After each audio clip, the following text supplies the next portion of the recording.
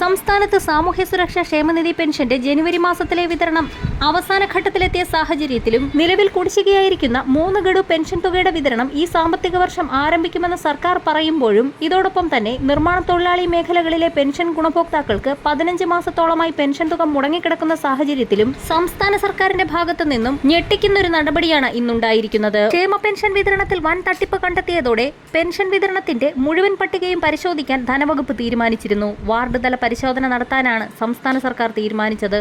ചില ക്ഷേമ പെൻഷൻകാരുടെ വീടുകളിൽ എയർ കണ്ടീഷൻ ഉൾപ്പെടെ സുഖസൗകര്യങ്ങളുണ്ടെന്ന് ധനവകുപ്പ് പ്രാഥമിക പരിശോധനയിൽ കണ്ടെത്തുകയും ഇവരെ പുറത്താക്കൽ നടപടിയും ആരംഭിച്ചിരുന്നു. ഇതോടൊപ്പം തന്നെ ഭാര്യയോ അല്ലെങ്കിൽ ഭർത്താവോ സർവീസ് പെൻഷൻ പറ്റുന്നവരും ക്ഷേമ പെൻഷൻ വാങ്ങുന്നതായി കണ്ടെത്തിയിട്ടുണ്ട്. മിക്കവരുടെയും വീട് 2000 ചതുരശ്ര അടി തറ വിസ്തൃതിയിലും കൂടുതൽ വലിപ്പമുള്ളതാണ്.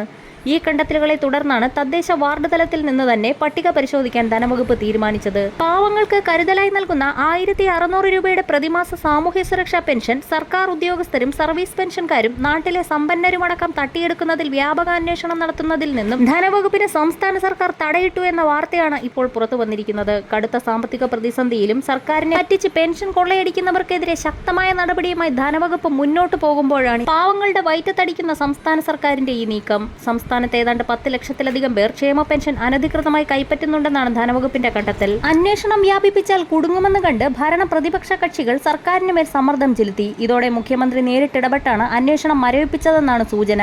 ഇതോടൊപ്പം തന്നെ വിജിലൻസ് അന്വേഷണവും വേണ്ടെന്ന് വെച്ചു. ഇത്തരത്തിൽ അന്വേഷണം നിർത്തിവെച്ചപ്പോൾ അനർഹരെ പെൻഷൻ പട്ടികയിൽ നിന്നും പുറത്താക്കാത്ത സാഹചര്യത്തിൽ പാവങ്ങൾക്ക് ലഭിക്കേണ്ട വരുമാസങ്ങളിലെ പെൻഷൻ തുകയും അനർഹർക്ക് ലഭിക്കും. 10 ലക്ഷത്തോളം വരുന്ന അനർഹരെ ഒഴിവാക്കിയാൽ തന്നെ പെൻഷൻ ഗുണഭോക്താക്കൾക്ക് തുക മുടങ്ങാതെ തന്നെ വിതരണം ചെയ്യാൻ കഴിയുമായിരുന്ന സാഹചര്യത്തിലാണ് നിലവിലെ നീക്കം.